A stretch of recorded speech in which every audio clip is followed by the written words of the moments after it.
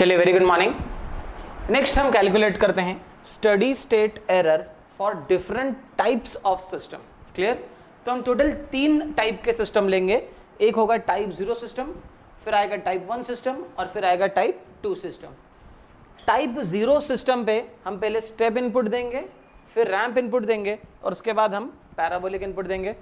इसी तरीके से हम टाइप 1 और टाइप 2 सिस्टम के लिए भी हम क्या करेंगे, रिजॉल्व करेंगे। क्लियर? चलिए, सबसे पहले हम निकालते हैं सिंपल स्टडी स्टेट एरर का फॉर्मूला। तो लास्ट लेक्चर में हमने डिराइव करा था E S is nothing but limit S tending to 0 S into R S upon 1 plus G S into H of S. Clear? अब हम सबसे पहले निकालते हैं टाइप 0 सिस्टम के लिए। टाइप 0 सिस्टम का मतलब क्या हो गया, G S into H S हो गया आपका K into 1 plus S tau A upon 1 plus S into tau 1। आप देख सकते हैं इस सिस्टम पे ओरिजिन पर एक भी पोल प्रेजेंट नहीं है, इस वजह से कौन सा सिस्टम है, ये टाइप 0 सिस्टम है। क्लियर? तो जी एस एच एस की वैल्यू मैं यहाँ पे पुट ऑन कर रहा हूँ, तो ई ऑफ एस की वैल्यू हो जाएगी limit S tending to 0। Clear? S into R S upon 1 plus K into 1 plus S into tau A upon 1 plus S into tau 1। Clear? चलिए, अब सबसे पहले मैं सॉल्व करता हूं यूनिट स्टेप इनपुट के लिए, या फिर जनरलाइज्ड कर देते हैं इसको हम ले लेते हैं simply step input. Step input में जो आर एस की वैल्यू होती है वो हो जाती है ए बाय एस। क्लियर? चलिए, सबसे पहले स्टेप इनपुट के लिए सॉल्व करते हैं। तो मैं यहाँ पे लिख दूंगा E of S is equals to limit S tending to 0 S into R S. R S की जगह आ जाएगा A by S upon 1 plus K into 1 plus S tau A upon 1 plus S tau 1। Clear? चलिए, ये S से ये S cancel, S tending to 0 रखूंगा तो ये टर्म 0 और ये टर्म 0। क्लियर? बचा कितना, a upon 1 plus K. Clear? तो आपको बचेगा a upon 1 plus K. Clear? तो आपको जो स्टडी स्टेट एरर मिली ई ऑफ एस वो मिली 1 upon a plus K. Clear? तो टाइप 0 सिस्टम में जब हम स्टेप इनपुट अप्लाई करते हैं तो स्टडी स्टेट एरर एग्जिस्ट करती है और उसकी वैल्यू होती है आपकी a upon 1 plus K. Clear? इसी सिस्टम में जब मैं अगर रैंप इनपुट दे दूं, क्लियर? चलिए, अब मैं यहाँ पे रैंप इनपुट दे रहा हूँ। इसी सिस्टम में अगर मैं अब रैंप इनपुट दूं तो रैंप इनपुट का मतलब होता है अब जो है आपका आर एस जो है, क्लियर? आर एस जो है वो है आपका a bye S square. Clear? तो यहाँ पे आर एस की जगह पर मैं a बाय एस स्क्वायर रखता हूँ, तो e ऑफ s मुझे मिला है ना, limit s tending to 0। Clear? s into a upon s square. Clear? Whole upon 1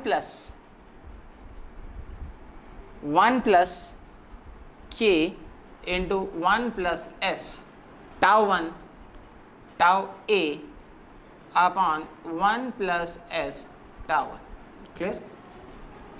एक s से एक s कैंसिल। क्लियर? तो अगली स्टेप में इसको लिखने का तरीका हो जाएगा limit s tending to 0। Clear? ये हो जाएगा a upon s plus s into K into 1 plus s tau a upon 1 plus s tau 1। Clear? s tending to 0 डाल दूंगा तो ये टर्म भी 0 हो जाएगी और यहाँ पर ओरिजिन पर कोई पोल भी नहीं है तो ये टर्म भी 0 हो जाएगी। Anything upon 0 is infinite. तो जो स्टडी स्टेट एरर आई वो कितनी आई, इनफाइनाइट आई। अगर आपने रैंप इनपुट दिया है तो रैंप इनपुट दिया है तो टाइप 0 सिस्टम में स्टडी स्टेट एरर आई इनफाइनाइट। क्लियर? सिमिलरली अब हम पैराबोलिक इनपुट के लिए भी रिजॉल्व कर सकते हैं। अगर आप पैराबोलिक इनपुट अप्लाई कर रहे हैं तो अगर आप पैराबोलिक इनपुट अप्लाई कर रहे हैं तो आर एस की वैल्यू हो जाएगी R S is nothing but A by S cube. Clear? तो वापस से इसी क्वेश्चन में मैं आर एस की जगह पर ए बाय एस क्यूब रख देता हूं, तो ये हो जाएगा limit S tending to 0, clear, S into R S की जगह पर आ जाएगा A upon S cube whole upon, clear, 1 plus K into 1 plus S tau A upon 1 plus S tau 1, clear? ठीक है, अब आप देख सकते हैं वापस से सेम ऊपर वाली कंसेप्ट रिपीट होगा, एक एस से एक एस कैंसिल, यहाँ पर बचेगा S square, clear, S square denominator में जाएगा, तो लिखने का तरीका limit S tending to 0, clear, A upon S square plus S square into K into 1 plus S tau A upon 1 plus S tau 1, clear? S tending to 0 डाल दोगे तो फिर से ये भी 0, ये भी 0, anything upon 0 will be infinite. तो आप देख सकते हैं पैराबोलिक इनपुट अप्लाई करने पर भी टाइप 0 सिस्टम में आपको मिलेगा, आपको जो स्टडी स्टेट एरर मिलेगी वो मिलेगी इनफाइनाइट। क्लियर? चलिए आगे बढ़ते हैं हम अपन। अब हम वापस से सिस्टम को चेंज करते हैं और टाइप 0 सिस्टम की जगह अब हम लेते हैं टाइप 1 सिस्टम। क्लियर? चलिए मैं इसको पूरा एक बार रब कर देता हूं। अब हम रिजॉल्व करेंगे टाइप 1 सिस्टम के लिए।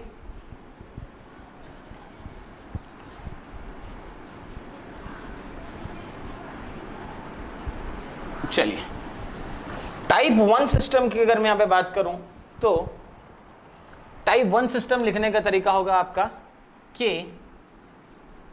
Into 1 plus S tau A upon s into 1 plus S into tau 1। Clear? Type 1 system का मतलब है GSHS open loop transfer function के ओरिजिन पर एक पोल प्रेजेंट है तो होता है टाइप 1 सिस्टम। क्लियर? चलिए GSHS की वैल्यू यहां पे सब्स्टिट्यूट करता हूं, ये हो जाएगा हमारा E of S is equals to limit S tending to 0 S into R S upon 1 plus GSHS की जगह आ जाएगा K into 1 plus S tau A upon S into 1 plus S tau 1। ठीक है? चलिए अब यहाँ पर हम अलग अलग इनपुट वापस से अप्लाई करते हैं। सबसे पहले मैं लेता हूँ स्टेप इनपुट। सबसे पहले हम रिजॉल्व करते हैं स्टेप इनपुट के लिए। जब भी हम स्टेप इनपुट के बारे में बात करेंगे तो जो आर एस की वैल्यू हो जाएगी वो हो जाएगी ए बाय एस। क्लियर? चलिए आर एस की जगह पर A by S put on करते हैं तो हो जाएगा आपका limit S tending to 0। Clear?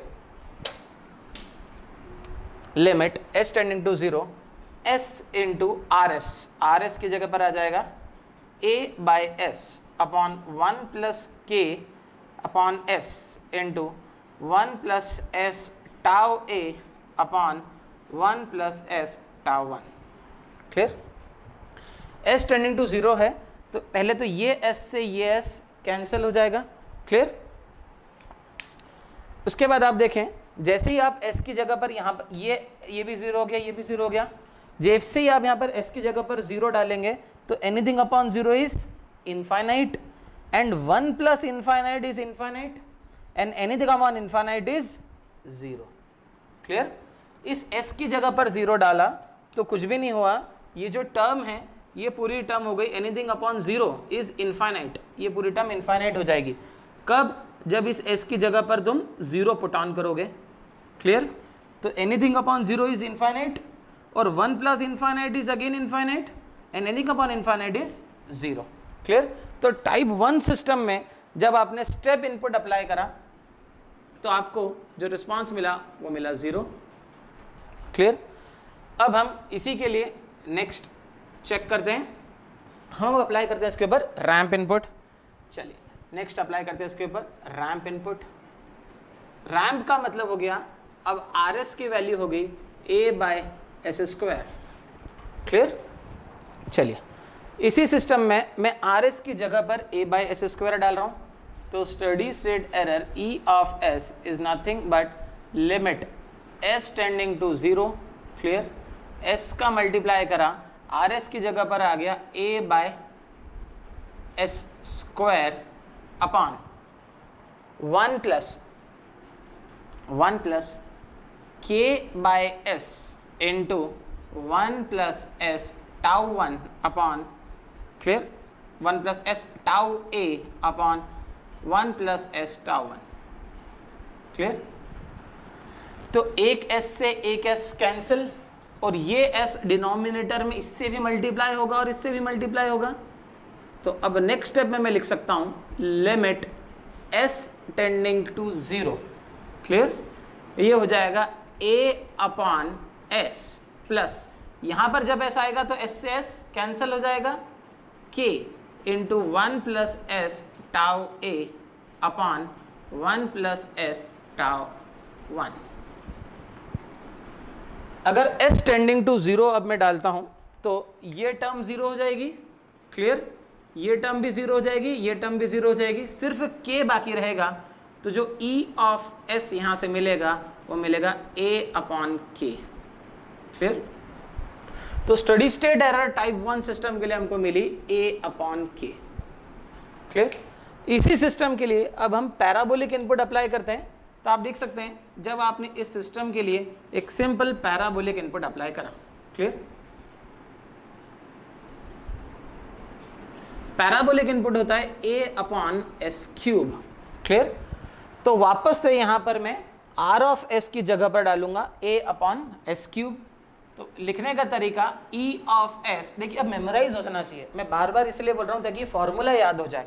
e of s is equals to limit s tending to 0, है ना, s into R S upon 1 plus G S into H S formula था, तो जाएगा limit s tending to 0 s into R S की जगह पर क्या आ जाएगा a by S cube, a upon S cube divided by 1 plus, clear, k into 1 plus s into tau a, k into 1 plus s into tau a upon 1 plus s into tau 1, clear. तो वापस से एक S से एक S cancel, तो यहां बचेगा S square, clear, S square यहां पर भी जाएगा और एस स्क्वायर यहां पर भी जाएगा। अगर आप एस टेंडिंग टू 0 डाल दोगे तो आपको एस स्क्वायर यहां से हट जाएगा, तो एक टर्म यहां पर आएगी एस स्क्वायर की और एक टर्म के साथ में भी ऐड हो जाएगी एस स्क्वायर की, मल्टीप्लाई हो जाएगी, क्लियर। अगर आप एस टेंडिंग टू 0 डाल दोगे तो ये भी 0, ये भी 0, एनीथिंग अपॉन 0 इज इनफाइनाइट। तो स्टडी स्टेट एरर आई इनफाइनाइट, क्लियर। तो पैराबोलिक इनपुट जब अप्लाई करोगे टाइप 1 सिस्टम पे तो जो स्टडी स्टेट एरर मिलेगी वो क्या मिलेगी, इनफाइनाइट, क्लियर। चलिए अब हम थर्ड केस देखते हैं। थर्ड केस में अब टाइप 2 सिस्टम के बारे में बात करेंगे। तो उसी तरीके से जो आपका टाइप 2 सिस्टम होता है उस पे ओरिजिन पर 2 पोल रहेंगे, क्लियर। चलिए मैं इसको एक बार रब कर देता हूं ताकि और अच्छे समझ में आएगा टाइप 2 सिस्टम के लिए।